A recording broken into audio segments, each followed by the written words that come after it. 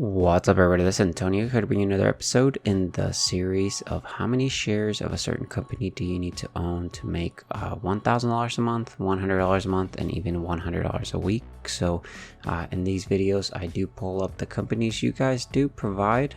We pull up the company on Seeking Alpha, look at the company in general, look at their overview on what they actually do, and then we look at the charts for a bit. Then we go to the dividend summary, look at their dividend information, pull up the calculator, crunch the numbers on how many shares or how much in total you'd have to have invested to make $1,000 a month, as well $100 a month, and then $100 a week, because we do want to achieve passive income. And then we wrap up the video by looking at the dividend yield, which tells us when the best opportunity is or currently was in the past to enter the stock. So let's go ahead and get started, guys. So in today's episode, we will be going over BHP, which is the next one on the list. Again, if there's a company you want me to cover in the list, just let me know in the comment section. I'll be happy to add it. Try to make sure it's a company I have not covered in the past, or that it's actually moved quite a bit. That way I can cover it. But let's go ahead and jump over to Seeking Alpha, guys. All right, so we do have BHP, which is BHP Group Limited, currently trading about $57.47. Let's go ahead and pull up the company profile. That way we can read a little bit about them and know what they actually do. So BHP Group Limited operates as a resources company in Australia, Europe, China, Japan, India, South Korea, the rest of Asia, North America, South America, and internationally. The company operates through copper, iron ore, and coal segments. It engages in the mining of copper, silver, zinc, I'm not sure how to pronounce that one, uranium, gold, iron ore, and metallurgical and energy coal. The company is also involved in mining, smelting, and refining of nickel, potash development activities. In addition, it provides towing, freight, marketing, and trading, marketing support, finance, administrative, and other services. They were founded back in 1851, which is a long time ago, guys. But they are in the materials sector. Industry is diversified metals and mining. And then employees, they do have 49,089 employees is what this is showing. And again, they were founded in 1851, so quite a long time ago. And then you can actually visit their site by going to bhp.com and looking at what their products they provide. But let's go ahead and jump over here back into the charts. If we look at the year to date, they are actually down 6.40% in the red. On the year, they are up actually 11.70%. On the 5-year, they are up 39.23%. On the 10-year, they are only up 1.10%. Not the best return there. So that means that back in 2013 September, they were trading roughly around $56, and they're barely trading right around the same amount. So no capital appreciation in 10 years there. Not the best for me or the stocks that I would try to invest in on the total, since they've or I guess since the charts show, which is all the way back to about 1993. They did trade at $21 or $18, and they've actually appreciated about 230%, which is not the best for a little bit over 30 years, and definitely would prefer a different company that would return better appreciation there. If we look at the 52-week range, the 52-week low is actually at $46.92, and then the 52-week high is at $71.52. It's actually trading right around the middle between both of these. EPS is 2.83. PE is 20.33, and then on the dividend rate is $3.40. The yield actually comes out to be 5.92%, and then the market cap is quite big. It's at 145.82 billion market cap for this company. If we pull up the dividend scorecard, look at the very dividend summary, again, they are in the materials sector. Dividend yield is 5.92%, not too high, so potentially could be safe. We don't know. You'd have to look at the balance sheet and look at their finance there. On the annual payout is $3.40, so they do pay out $3.40 per share that you do own annually. Payout ratio is not showing it. 5-year CAGR is showing a pretty nice 5-year CAGR at 10.07%, and it's showing no dividend growth for some reason here. And then on the dividend frequency, it's showing semi-annual.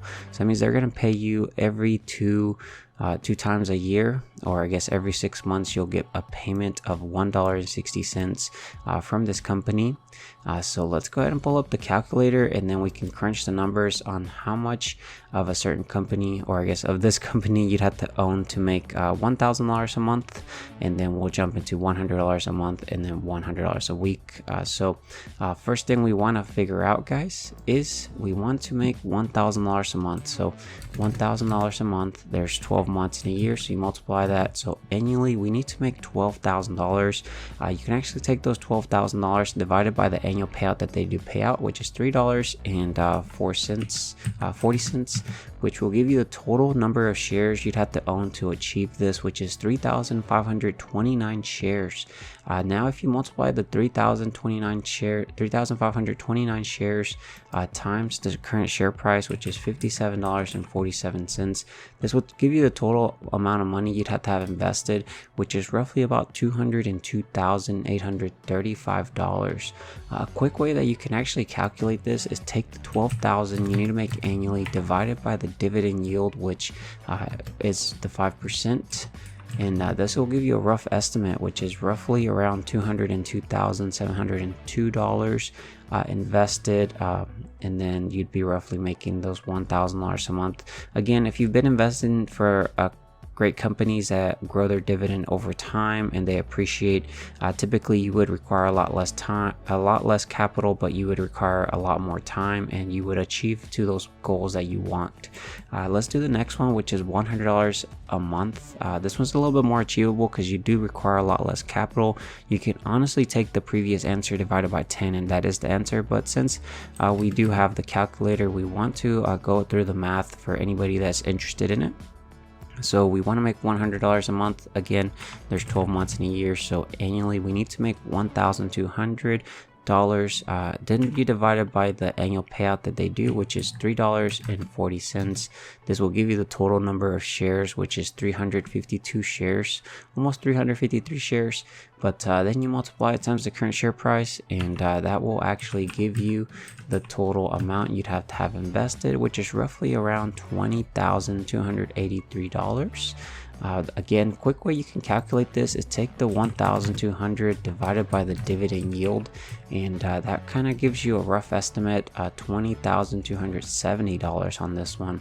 And let's go ahead and do the last one, which is $100 every single week. I think this one's a little bit more achievable, especially because imagine getting $100 every single week. That would be pretty awesome. But $100 you want to make every single week. There's 52 weeks in a year, so 5,200 is what you need to make annually, and you actually gonna have to divide the 5,200 divided by the annual payout that they do pay out. Of course, it does require a lot less capital than $1,000 a month, so total number of shares you need to make is 1,529 shares was what you'd have to own, and then you'd be roughly making those $100 a month, or $100 a week, I'm sorry.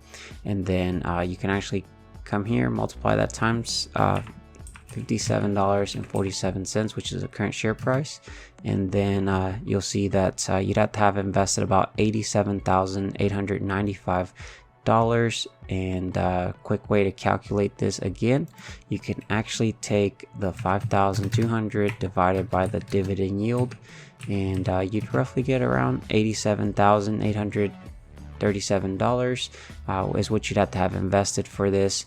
But yeah guys, that is the math. Let's go ahead and wrap up this video by looking at the dividend yield. So I do have the dividend yield here guys. You'll see here that this is the dividend yield and it'll fluctuate over time. This is the past 5 years.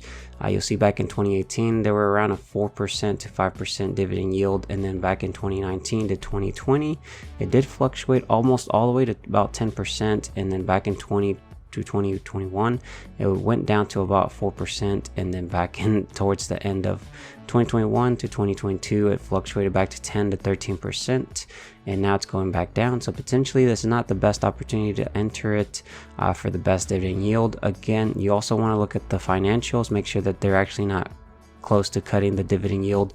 But yeah guys, this is actually all I have for you guys. Don't forget to subscribe with that notification. Help me reach that 20,000 subscriber mark. Definitely would appreciate it as well. If you wouldn't mind dropping a big thumbs up, definitely goes a long way. Definitely appreciate it.